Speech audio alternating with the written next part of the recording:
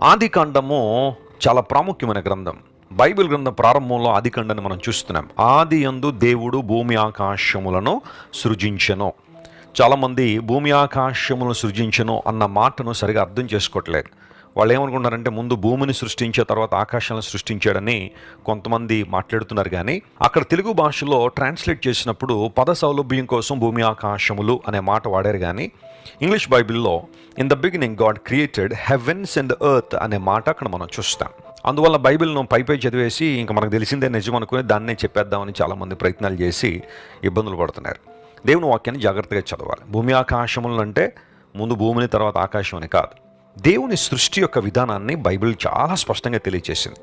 ప్రపంచంలో చాలామంది శాస్త్రవేత్తలు, తలపండిన శాస్త్రవేత్తలు, ఎన్నో సంవత్సరాలుగా ఎన్నో శాస్త్రాలను అభ్యసించిన వాళ్ళందరూ కూడా బైబిల్ని దాన్ని పట్టించిన తర్వాత, మిగతా గ్రంథాలు కూడా చదివిన తర్వాత బైబిల్ గ్రంథంలో రాయబడిన సృష్టి క్రమము చాలా గొప్పది. దేవుడు సృష్టించిన విధానాన్ని వారు చూసి చాలా దేవుని స్తుతించారు.